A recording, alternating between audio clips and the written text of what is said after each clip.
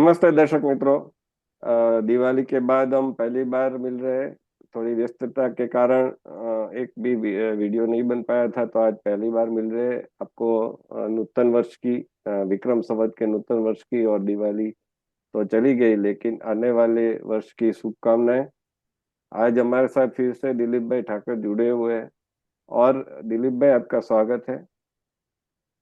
नमस्ते। दिलीप भाई, हम नूतन वर्ष बात। अभिनंदन। थैंक यू आपको भी। और बात करेंगे हम। महाराष्ट्र चुनाव चल रहा है, और शायद कल मतदान है, या तो उसके कारण चर्चा में है बाल ठाकरे। केंद्रीय गृह प्रधान और भाजपा नेता अमित शाह जी ने एक चुनौती दी थी कि राहुल गांधी को बोलिए कि वो बाल ठाकरे पर कुछ बोल के दिखाए। अच्छा, तो क्योंकि राहुल गांधी और उद्धव ठाकरे की शिवसेना, उद्धव ठाकरे गुट की शिवसेना साथ में मिलकर चुनाव लड़ रहे हैं, और एक समय में कांग्रेस यानी राहुल गांधी और शिवसेना एकदम घोर विरोधी थे। तो और बाल ठाकरे ने तो ऐसा कहा था कि मैं शिवसेना को समाप्त कर दूंगा, लेकिन कांग्रेस के साथ कभी गठबंधन नहीं करूंगा। और ऐसे झगड़ते रहेंगे।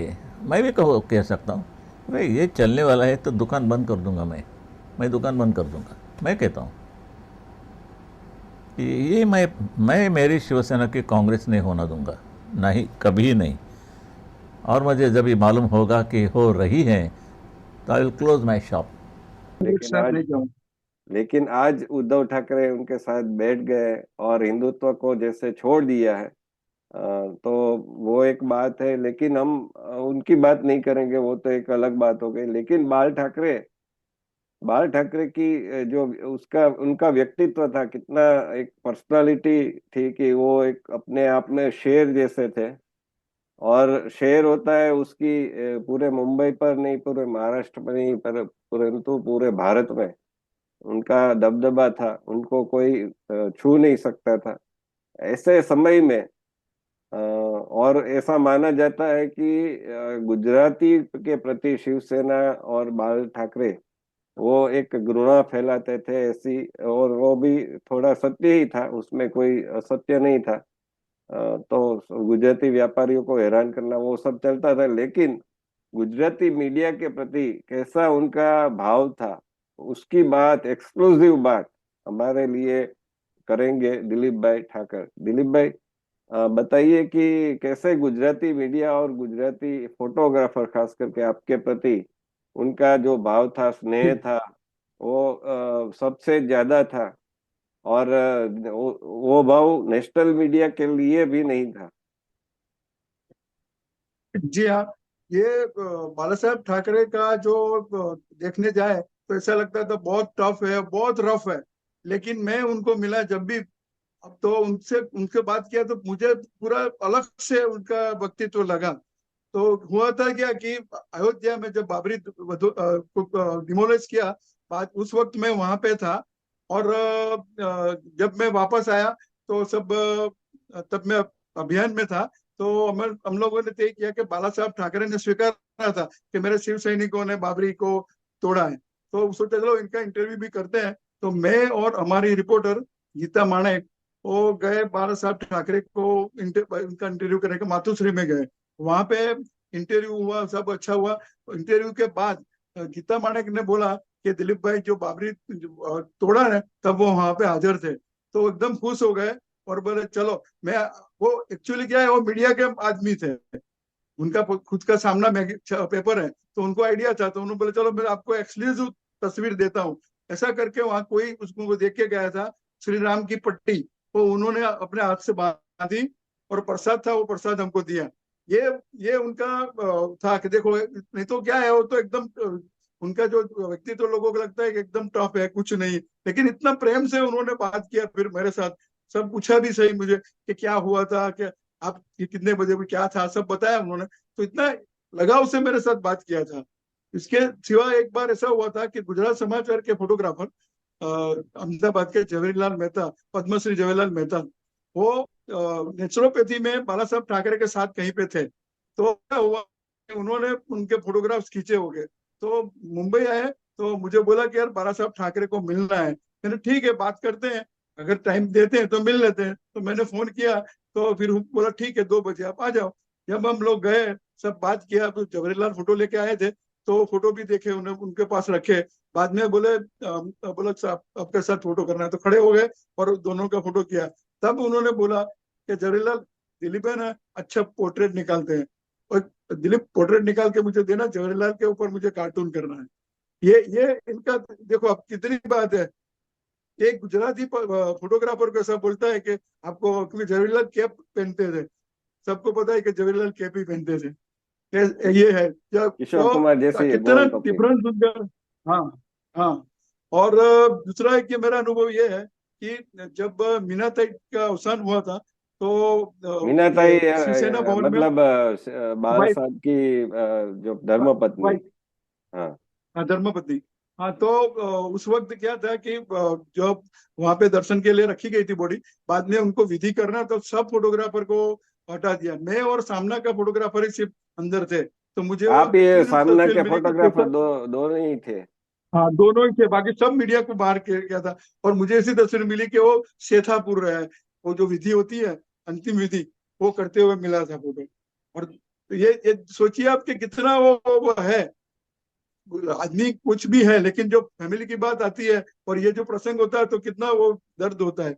और दूसरा मुझे एक्सपीरियंस ये है कि शिवसेना और भाजपा की जब पहली बार सरकार हुई, तो वो लोग बाला साहब ठाकरे के कुलदेवी के दर्शन के लिए पूरा एमएलए सब गए थे वहां पे। तो उस वक्त मुझे ये तस्वीर मिली थी, बाला साहब ठाकरे, मीनाताई, राज ठाकरे और उद्धव ठाकरे, ये सब साथ में ऐसी मुझे तस्वीरें मिली थी। उनका जो है, उनको पता था, खुद मीडिया के आदमी थे, तो उनको बरोबर पता है कि क्या मीडिया को चाहिए। और मेरा खुद का अनुभव है कि कभी भी उन्होंने ऐसा नहीं कि चलो आपने वो कर दे, अपमान कर दे, ऐसा मुझे मेरे साथ तो नहीं हुआ है। और एक बात बताऊं कि जब संजय दत्त बेल पे छूटे थे, उस वक्त सब जगह पे वो बाहर निकले, फिर गए, फिर बाला साहब ठाकरे को क्योंकि सुनील दत्त और बाला ठाकरे के अच्छे दोस्त थे। पार्टी का अलग बात है, लेकिन पर्सनली बहुत अच्छे दोस्त थे। तो वो उसको मिलने के लिए गए, तो उन्होंने पैर पड़ा, तो उन्होंने उसके सिर पे हाथ रख के, जैसे वो वडील होता है कैसे प्रेम से बात करते हैं, वो ऐसे करके उसके साथ बात किया। वो फोटोग्राफ मुझे मिला। ऐसे बाला साहब ठाकरे के कहीं मुझे अच्छे पिक्चर मिले, और हमेशा उनके हाथ में रुद्राक्ष की माला रहती थी। ये बाला साहब ठाकरे थे। नहीं, क्योंकि इनका जो सबका अनुभव अलग अलग।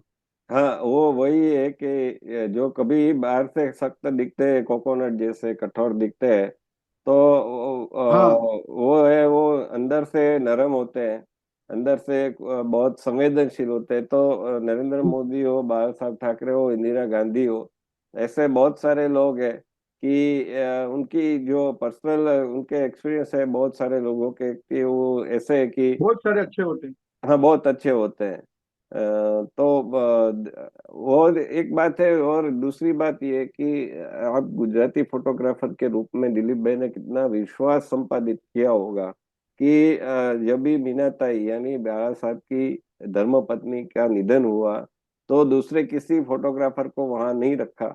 सामना जो सामयिक होता है, शिवसेना का मुखपत्र कहा जाता है, माउथ पीस। डेली। हाँ, हाँ, डेली। डेली। तो उसके फोटोग्राफर वो तो घर की बात थी, लेकिन दूसरे फोटोग्राफर थे, वो दिलीप भाई थे। मतलब उनको लगा होगा कि दिलीप भाई भी घर के आदमी है। तो ये विश्वास जी। संपादित करना एक फोटोग्राफर के रूप में, और वो भी एक गुजराती मीडिया के रूप में, जिसकी प्रेजेंस उतनी नहीं है। जैसे कई लोग क्या देखते हैं, पॉलिटिशियन वगैरह आजकल तो ये देखते हैं कि किसकी कितनी सर्कुलेशन है, किसका कितना व्यूज आता है, कितना लाइक आता है, कितनी कमेंट हाँ, आती है, कितनी टीआरपी है, वो सब देखते हैं। लेकिन बाला साहब ने वो नहीं देखा। बाला साहब ने ये देखा कि घर का विश्वासु फोटोग्राफर कौन है। क्योंकि कई बार क्या होता है कि जैसे दिलीप भाई ने भी ऐसा नहीं कि किसी पार्टी लाइन को पकड़ के रखा। दिलीप भाई ने भी बहुत सारे पॉलिटिशियनों की ऐसी भी तस्वीरें खींची, लेकिन उन्होंने क्या है कि एक लाइन क्रॉस नहीं की। जैसे आप कुछ विश्वास में कह देते हैं, तो कई बार क्या होता है कि कोई कुछ कुछ पत्रकार या फोटोग्राफर वो तस्वीर छाप देते, जैसे कि कोई नींद ले रहा है, कोई गिर गया है, कोई कुर्सी के पास बात नेगेटिव कर रहा फोटो है। नहीं किए। हाँ, वो एक और आपका विश्वास की बात होती है कि आप और कभी डिमांड नहीं की, हाँ क्रॉस, कभी कोई चीज की डिमांड नहीं की, फायदा नहीं उठाया उनका। हाँ फायदा नहीं उठाया और ये लिमिट मेरे लिए क्रॉस प्लस नहीं पॉइंट। की। हाँ, लिमिट क्रॉस नहीं की। हाँ।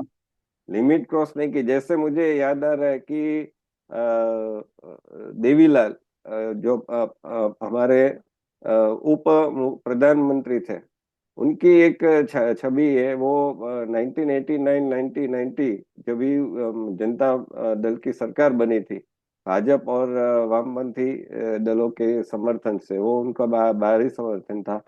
तो देवीलाल है वो, उस समय इतना नहीं होगा विकास तो दिल्ली में या किसी और जगह, मुझे मालूम नहीं है, याद नहीं आ रहा है। लेकिन वो खड़े खड़े होकर लघु शंका कर रहे थे, यानी यूरिनेट कर रहे थे। वो उनके फार्म हाउस में, हाँ, इंटरव्यू के दरमियान वो गए तो तस्वीर हुई थी। हाँ, तो ऐसे ही फार्म आप हाउस में थे। हाँ, इंटरव्यू के हाँ दौरान वो गए और वो तस्वीर आपने छाप दी, तो ये कितना विश्वास भंग हो गया। और वो इंडियन एक्सप्रेस में मुझे याद है कि बहुत बड़ी मतलब 4 कॉलम या 5 कॉलम में उन्होंने तस्वीर छापी थी। जी तो जी हाँ। ये कभी कभी आपकी क्या स्थिति हो जाती है कि आपको ऐसे अपने वो एक बड़ी उम्र भी थी उनकी, तो कंट्रोल नहीं रहता है, तो क्या है कि ऐसे भी आपको जाना पड़ता है।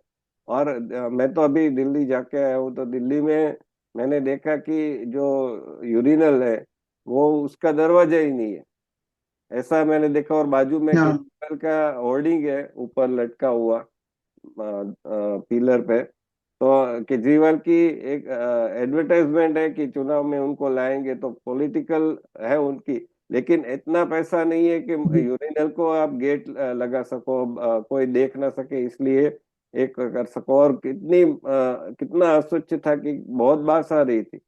तो ये होता है कि कभी कभी परिस्थिति ऐसी हो जाती है कि ना चाहते हुए भी आपको कहीं पर ऐसे जगह पर यूरिन पास करना पड़ता है।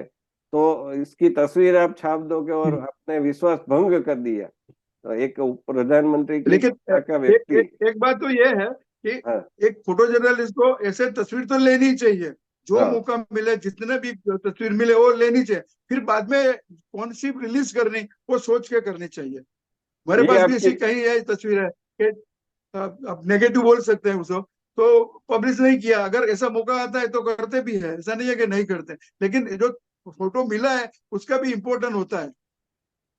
वो आपकी विवेक बुद्धि डिस्क्रिशन पर आधार रखता है कि आपको क्या करना चाहिए, क्या नहीं करना चाहिए। कई कई बार हम भी पत्रकार के रूप में इंटरव्यू लेने जाते हैं, तो कई कई बार ऑफ द रिकॉर्ड ऐसी ऐसी बातें हमें जानने को मिलती है, लेकिन वो होती है। सब विश्वास में कही जाने वाली बात होती है। वो यदि आप छाप देते, तो आपने विश्वास भंग कर दिया, तो अगली बार वो आपको बात नहीं करेंगे आपसे। सोर्स बंद हो जाता है।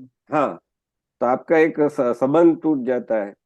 और दूसरी बात आपने जो बताई वो ये है कि जो आपने राज ठाकरे, उद्धव ठाकरे और मीनाताई के साथ बताई, तो वो एक अपने आप में अभी दुर्लभ तस्वीर कही जाएगी, क्योंकि अभी जो है सबके रिलेशन इतने बिगड़ चुके हैं। बाल ठाकरे और मीनाताई तो रहे नहीं, और राज ठाकरे और उद्धव ठाकरे के बीच में बाला साहब जब जीवित थे तभी एक दरार पड़ गई थी। बाला साहब ना अपने पुत्र मोह में शिवसेना का कार्यभार है वो उद्धव ठाकरे को सौंप दिया।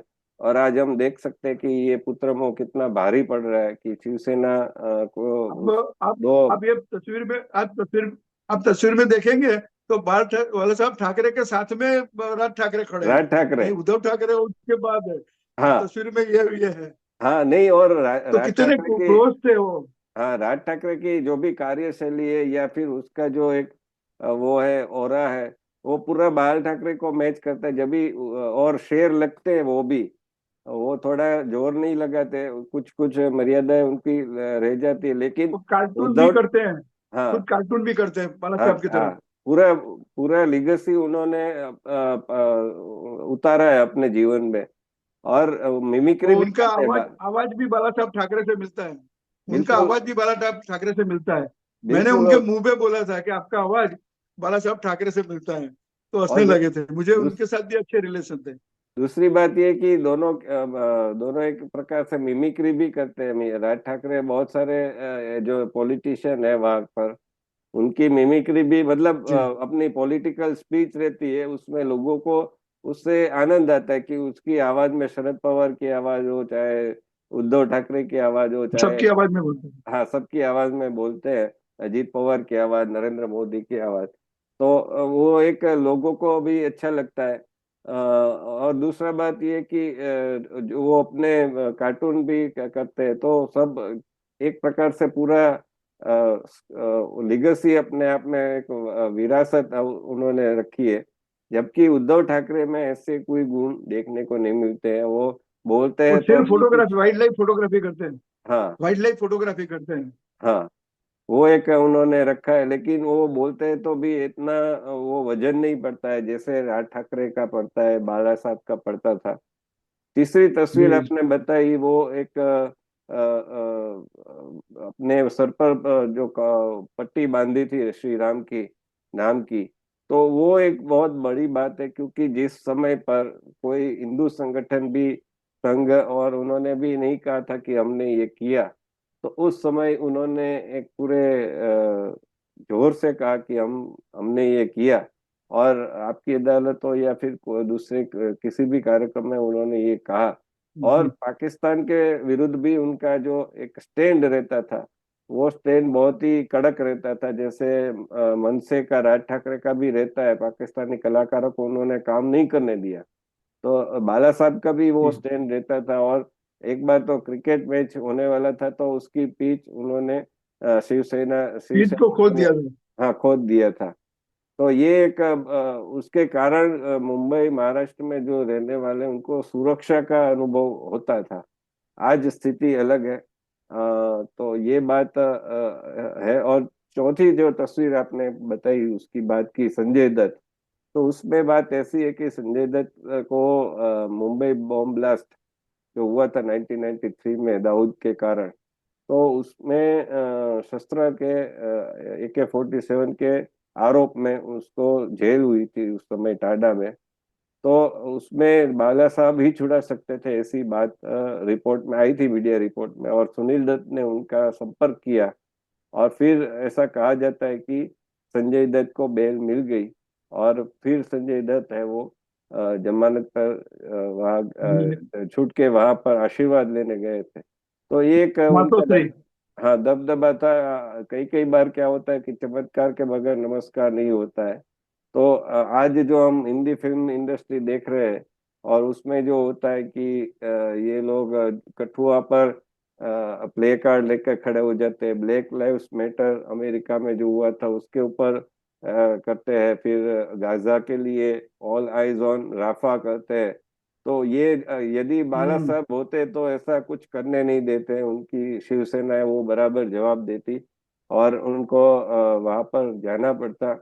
तो ये एक बात है कि एक व्यक्ति कितना कुछ कर सकता है, कितना उसका प्रभाव हो सकता है। और उसकी तस्वीर जो आज हमारे स्मरण में रह गई है, वो तस्वीर हमको मिल सकी है दिलीप भाई के कारण। तो ये बहुत अच्छी आज बात हमने की, दिलीप भाई ने अपने संस्मरण किए। और चौथी जो बात कही कि झवेरीलाल मेहता, जो हमारे गुजरात के बहुत दिग्गज फोटोग्राफर माने जाते हैं, जिन्होंने इंदिरा गांधी से लेकर केशुभाई पटेल और नरेंद्र मोदी के साथ भी तस्वीरें खींची, और उनको पद्मश्री पुरस्कार मिला। तो उन्होंने जब बाला साहब की तस्वीरें खींची, तो उसके लिए जैसे बाला साहब ने कैसा आदर भाव व्यक्त किया, और उसके ऊपर कार्टून बनाने के दिलीप भाई की पोर्ट्रेट को मंगाया। तो ये भी एक बहुत बड़ी बात है। और आज हमारे लिए दिलीप भाई ने एक प्रकार से खजाना खोल दिया है। वरना हम एक एक ही तस्वीर की बात करते हैं, लेकिन आज हमारा पहला एपिसोड है नए वर्ष में, तो दिलीप भाई ने 4 तस्वीरों का खजाना खोल दिया। और चारों 4 तस्वीर अपने आप में बहुत ही, मतलब एक तस्वीर की ही बात की हमने की होती है, पूरा एपिसोड हो जाता है। लेकिन दिलीप भाई ने आज 4 तस्वीरें देकर, एक जैसे बोलते हैं ना कि एक के साथ एक प्रिय सिसकी में चलती है, तो आज एक मेगा एपिसोड हमारा बन गया है। तो धन्यवाद दिलीप भाई। अगले एपिसोड में किसी और तस्वीर की थैंक यू। बात करेंगे।